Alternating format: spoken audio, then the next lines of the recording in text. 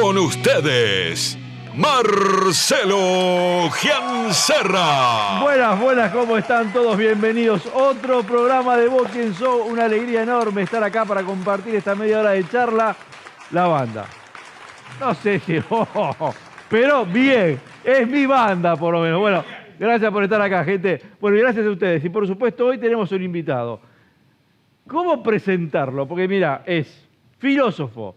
Ha sido concejal de la ciudad de Rosario, es históricamente, pertenece a la política de nuestra ciudad, ha estado en distintas dependencias, un personaje hermoso. Para mí, el gordo Juan Yari, pero de gordo no tiene nada. Venga, maestro.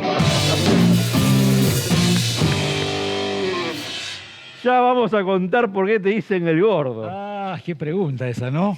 ¿Cómo? Permiso, ¿eh? ¿Cómo pasamos del gordo a esta esbelta figura? A esta figura atlética. ¿Qué pasó en la vida? Y yo era gordito de chico, ¿vio? Vos sabés que esta gran leyenda familiar, yo pesé 4,8 kilos cuando nací. La mierda. La gente se paraba en la nursery para mirarme. Decían los padres. Decían los padres, cosa que debió ser cierto, porque hay fotos que grafican mi estado de, digamos, de niño en Stun, ¿eh? Y de pibe también. Bueno, después eso llevó un tiempo hasta que pegué el estirón. Entonces, viste que hay una edad que pegás el estirón. ¿Y ahí? Tipo 11, 12 años más o menos. Y ahí devino una persona, hacía ejercicio, en fin, devino una figura atlética. Pero en la familia, voy a confesar, tenemos una relación de parentesco, es primo hermano de mi señora, por lo cual, digamos, somos familia. Ajá.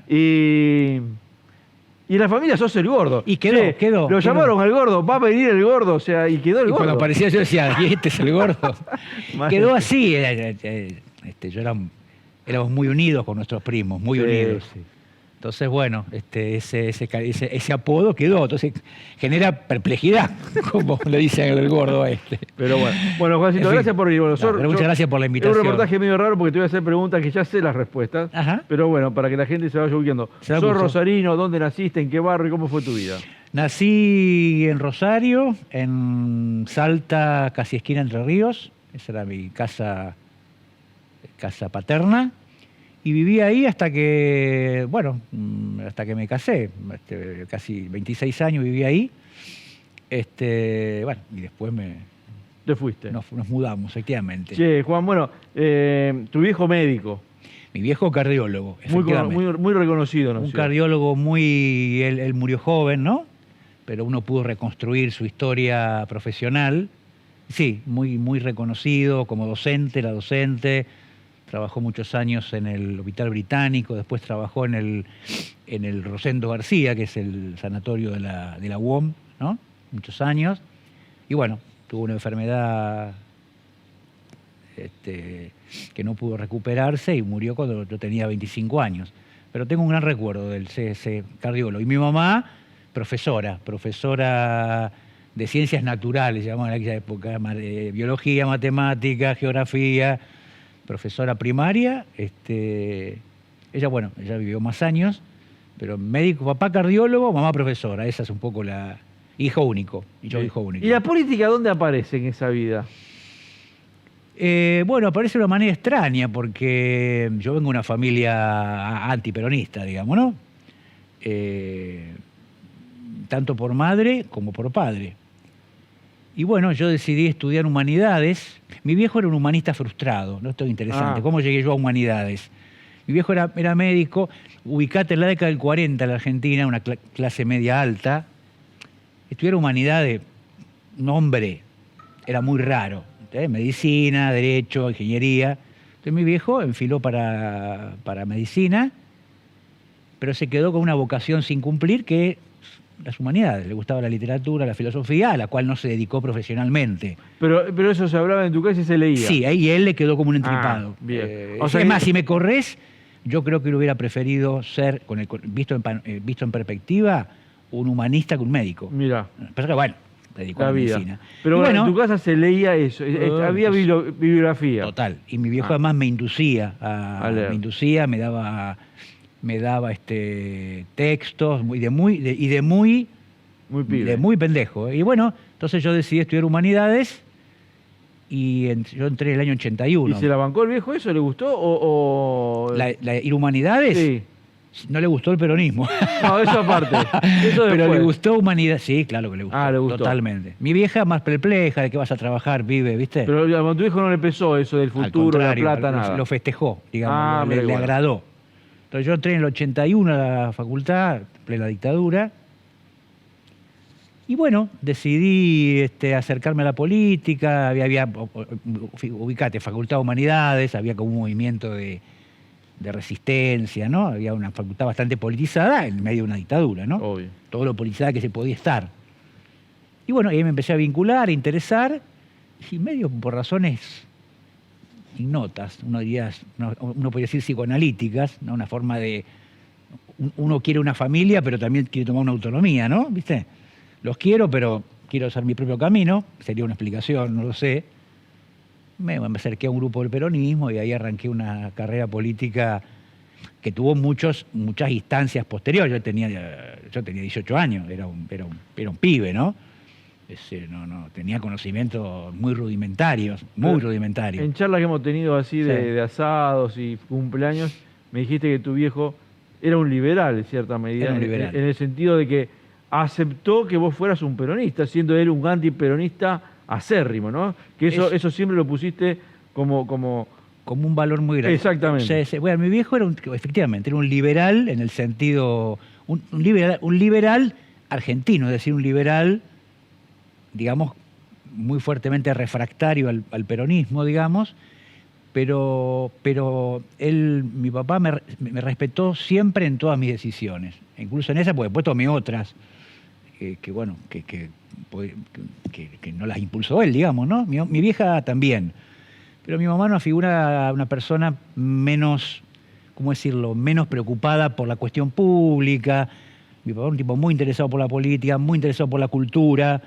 Entonces, las decisiones que yo tomaba es como que a él lo interesaban más, para bien o para mal, ¿no? Y en general fue muy respetuoso, efectivamente. Fue asumiendo, Es más, yo siempre cuento una historia interesante, ¿no? También de cómo de cómo las personas van cambiando. Mi viejo murió en el año 88, ¿no? Y la última vez que votó al peronismo. Lo puedo decir, votó, me acuerdo, a Gualberto Venecia. ¿Te acordás? Que Sí, cuando Gualberto Venecia perdió contra Horacio Sandizaga en la reelección, año 80... No, murió en el 88. En el 87 fue elecciones de concejales. Correcto, 87, intendente. Venecia o Sandizaga, correcto. Sandizaga gana 83, reelige 87, y votó intendente a Gualberto Venecia. Hizo un cambio, uno puede decir, lo hizo porque me quería a mí, posiblemente, pero qué sé yo, posiblemente no. ¿Él te vio en tu carrera política, ya metido ahí? Sí, me vio, y bueno, de hecho te estoy contando que de alguna manera él... Un poco por afecto y un poco porque la gente también ve cosas que antes no veía, ¿no? Todos vemos cosas que antes no veíamos, ¿no? También vamos corrigiendo cosas que uno hace, ¿no? No lo digo solamente en el tránsito de mi propio padre, sino en mi tránsito personal también. Uno, está bien eso, que uno vaya pudiendo abrirse y comprender cosas que antes no entendía, calibrar cosas que antes no calibraba. Eso también habla bien de las personas, ¿no? Y mi viejo en ese sentido lo hizo. A mí me gusta mucho charlar con vos, aparte sos columnista de mi programa, por lo cual a veces picanteamos al aire a propósito. Sí. Y también debo confesar que nunca arreglamos nada, nunca sabemos de qué vamos a hablar. Y eso está buenísimo. Pero más allá de eso, ¿cómo ves la política de ese pibe que entró a Humanidades en un momento de la Argentina picante, con una dictadura? Había a mí me cuesta a veces hablar con los pibes, hacerle entender lo que se vivió en esa época, no solamente por la represión, sino la cuestión cultural también que después se dio. Fue todo un proceso muy fuerte. ¿Qué diferencia ves desde esa época a la política a lo que tenemos hoy? ¿Cuál es rápidamente tu análisis? Bueno, viste que en estos años de democracia han pasado muchas cosas, ¿no? Entonces yo creo que uno tiene, los momentos dramáticos, uno tiene que valorarlo en su justo término, para luego comparar con otras cosas que ocurren, ¿no? Pienso en la experiencia de la dictadura, pienso en la experiencia de la hiperinflación, viste que... Fue tremendo. Yo viví los saqueos. Entonces acá como livianamente se habla de la hiperinflación, digo, tranquilo, muchacho, La hiperinflación fue otra cosa, fue saqueo. Ahí me pasa cuando dice la crisis. Digo, pará. Yo viví una experiencia que ojalá nunca la Argentina vuelva a vivir, Sí, no que la gente saliendo a saquear el supermercado para comer. Ojalá que eso nunca vuelva a pasar. Entonces, cuidado con... Y la dictadura lo mismo, ¿no? ¿Viste? Se habla ahora de los discursos del odio, que no están bien. Eso no quiere decir que uno disculpe cosas que pasaron después. Cuidado, ¿eh? Hubo crisis, hay cosas que están objetivamente mal, digamos. Pero para quien por edad hemos vivido experiencias donde la Argentina tocó fondo, la dictadura, la hiperinflación, de alguna manera uno ve de una forma menos oscura, menos dramática, cosas que han ocurrido después. Lo cual no quiere decir que uno las disculpe, pero trata de ponerlas en su justo término. Entonces, yo digo, la Argentina, viste que hay veces hay violencia verbal, a veces hay discursos demasiado enfáticos. Yo digo, bueno, en la Argentina tiraban gente los aviones en el río. ¿Estamos claros lo que es esto? Entonces, ¿no? Entonces, me parece que una cosa que ha ocurrido, y ahora doy una opinión política, es que una cosa que creo que hay que señalar es que lo que el argentino uno llama tradicionalmente derecha, en un sentido muy general, antes daba golpe de Estado. Iba a buscar militares a los cuarteles. Ahora se presenta elecciones y las gana. Eso es un avance. Después te puede gustar. Sí, a mí no me gusta, duda. a otro le... Pero hay un cambio, en el sentido que la Argentina ha establecido como un piso. Como un valor. Como un valor y como un piso. Vos fíjate que, por ejemplo, en la crisis del 2001, en otro momento de Argentina, eso terminaba en un golpe. Y no terminó en un golpe. Exactamente. Fue un caos. Yo recuerdo a mi viejo diciendo, tienen que venir los milicos. Exactamente.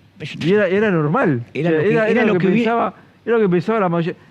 Un quilombo económico, tiene que venir. Era lo que hubiera ocurrido en otra Sí, época. sí. Y no ocurrió eso. Hubo un presidente parlamentario, elección, y la Argentina salió.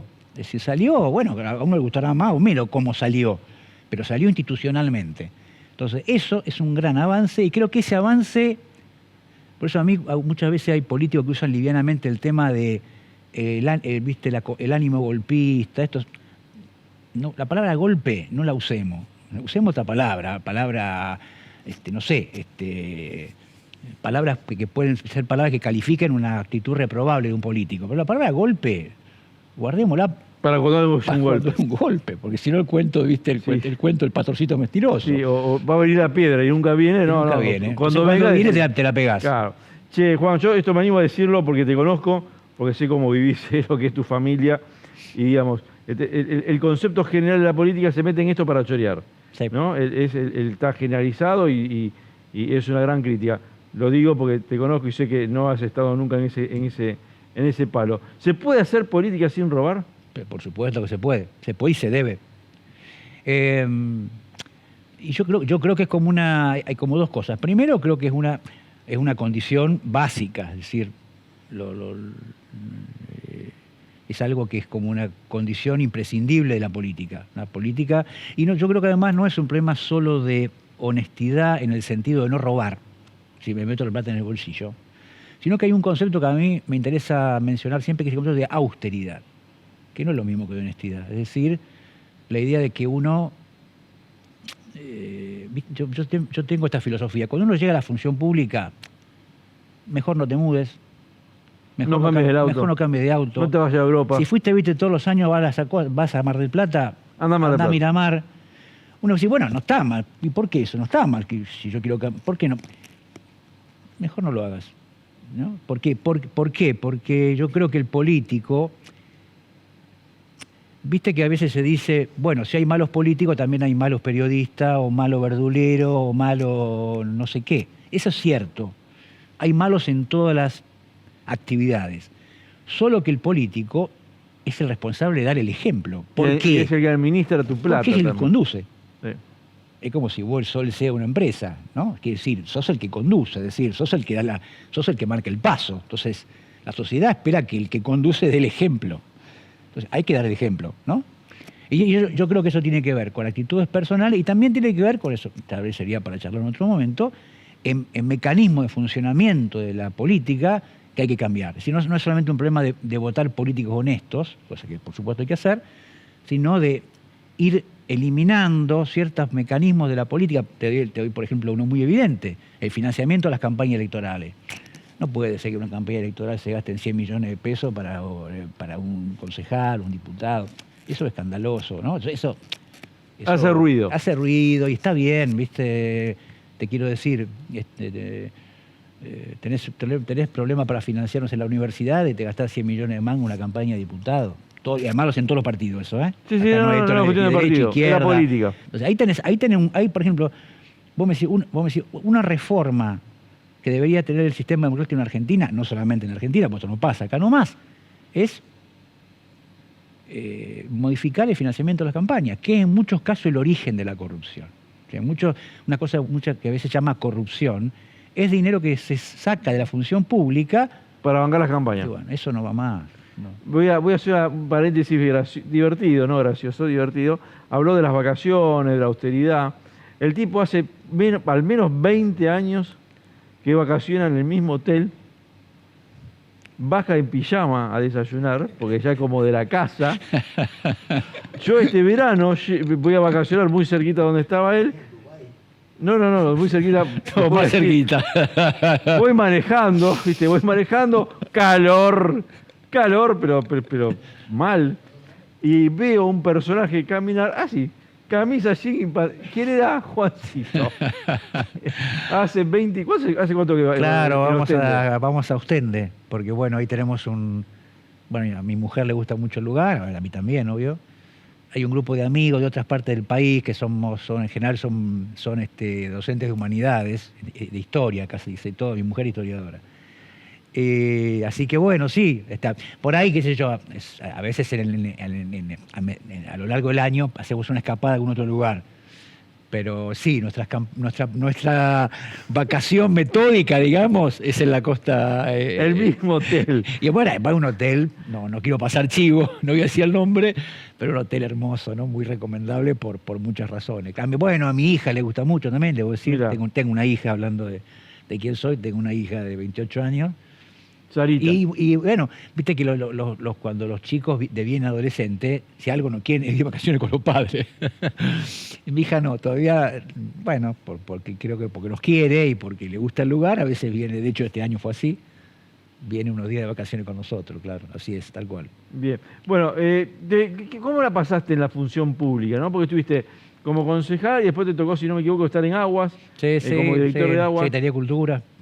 ¿Cómo te gustó esa parte o en algún momento dijiste esto no era lo que yo pensaba cuando militaba? ¿Cómo fue ese proceso?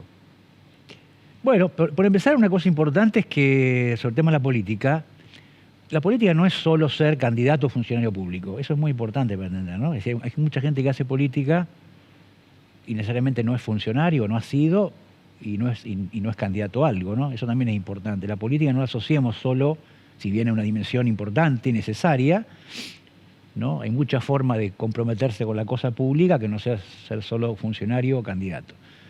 Pero bueno, vuelvo a tu pregunta. Sí, a mí me gustó. Fue una experiencia, para mí fue una experiencia grata, la volvería a hacer si se da la oportunidad. Por supuesto, yo tengo además te contaba, yo estudio humanidades, yo tengo una actividad también intelectual, soy profesor, en fin, ¿no? Entonces, claro, la función pública es muy absorbente. Si vos la haces bien, te dedicás a eso, ¿no? La función pública, de la misma manera que dije que el político tiene que dar el ejemplo, la función pública requiere un compromiso a full, si no es igual que cualquier profesión. Bueno, yo siempre digo que a veces le decimos a los políticos que es fácil que se ganan la guita, sí, pero en realidad el tiempo que están dedicados es tremendo, porque arrancás a las 8 de la mañana y capaz que terminás en un barrio a las 10 de la noche. No tenés hora, ¿viste? Vos sos un empleado de cualquier profesión, no sé, por decir algo, arrancás a las 8 y te vas a las 4. Y después a las 4, muchachos, no me embromen. La política no es así. Te pueden llamar un sábado a las 10 de la noche y decirle tal cosa y decir, no, mirá, disculpame, estoy viendo una película. No. Si vas a contestar eso, no te dediques a la función pública. ¿Está claro? Eso tenés que tenerlo que cuenta de entrada, ¿no? Si te molesta que te llamen el domingo a la tarde, dedicate a otra cosa. No estás obligado a ser funcionario público, ¿eh? No es una carga pública, elegís hacerlo. Si elegís hacerlo, ¿no? Si te gusta el Durano, bancate la pelusa. Exactamente. Ese es. Y bueno, eso a mí eso me hace sentir útil. Ahora, claro, cuando vos estás en la función pública, extrañas la vida intelectual. Claro. Y cuando estás dedicado a la tarea más teórica, extrañas la función pública. Es como, por lo menos mi vida es así, ¿no? Es como es un personaje medio anfibio. Vos quisieras estar en las dos y no. Cuando estás en la función pública... Bueno, Juan es Juan de esas personas que te la encontrás en un café, habitualmente por calle Santa Fe, puede ser tanto en Sarmiento como en Entre Ríos, habitualmente con esos dos bares, leyendo, cafeteando, pero siempre tiene un libro en la mano y eso siempre me genera una envidia. Y bueno, yo creo que uno nunca tiene que... Aún cuando yo estaba en la función pública, intentaba hacerme tiempo para estudiar, porque uno tiene que... El tiempo es limitado, pero uno evidentemente muchas cosas que uno nunca termina de aprender, en mi opinión, en ninguna profesión. Nunca terminás de aprender. Entonces, tenés que... Y aprender a mí me gusta, es decir, me gusta enseñar, pues si no sería profesor, y también me gusta aprender, ¿viste? Cuando vos lees algo, o yo, no solo leer, cuando vas a ver una película, a mí me gusta mucho el cine, cuando vas a ver una película y incorporás algo que no sabías de ese mundo, de esa persona, a mí eso me da como una... Decir, bueno, si aprendí algo que no sabía. Ahora, Está como bueno un filósofo, un tipo pensador de la ciudad de Rosario, ¿cómo llegamos a que le guste y sea un fanático del rock pesado? Ah, bueno, eso vos hay que pensar en mi viejo. Esto es la libertad. Mi viejo era un tanguero mal. ¿Mal qué quiere decir? Para él Piazzolla no era tango. Un tanguero de Hugo el Carril, un Piazzolla de, qué sé yo, de Mercedes Simone, de Tita Merelo. Entonces, yo también conozco tango, y lo aprendí por mi viejo. Entonces mi viejo, que era un tanguero que pensaba que Piazzolla no era tango, fíjate, decía, era música de Buenos Aires. Decía, digo, pero papá, escuchá Piazzolla. Decía, muy bueno Piazzolla, ahora tango no es. Claro. Y él, cuando yo tenía 11 años, me regaló un disco de los Beatles, Socorro, como si fuera hoy, me acuerdo. Y bueno, yo ahí arranqué para el lado del rock, ¿no? Y bueno, y él, por supuesto, el rock le parecía unos melenudos, drogadicto, ¿qué es esto? Pero sin embargo, él, bueno, convivía. Después a mí me interesó el tango, hablábamos de tango, él sabía más que yo de tango, por supuesto, pero siempre fue, bueno, de hecho él dijo, un pibe de 11 años no le voy a regalar un disco de Tita Merelo, le voy a regalar un disco de los Beatles, que esta vez él nunca había escuchado. Y bueno, y de eso también marca cómo era él, ¿no? Un tipo esto que vos dijiste bien, un liberal, alguien que bueno, estaba dispuesto a convivir con otra persona. Él decía una frase que siempre la repito, la frase que definía el liberalismo. Él decía lo siguiente, decía una frase de Voltaire. Decía, estoy totalmente en desacuerdo con lo que usted dice, pero defendería con mi vida su derecho a decirlo. Claro, es buena esa frase, es Claro. Y bueno, eso fue un poco el vínculo con él. Bueno, Juan, para mí una alegría enorme hacer esta nota. Bueno, un placer estar acá con vos. Nos encontramos en el próximo cumpleaños. Sí, en cualquier cumpleaños nos encontramos. Te saludo. Querido. Bueno, Juancito, gracias por venir. Que esté bien, muchas gracias. No se muevan de ahí, que ya volvemos con más Vos Quién Sos. Gracias por estar. Gracias, chao, hasta luego.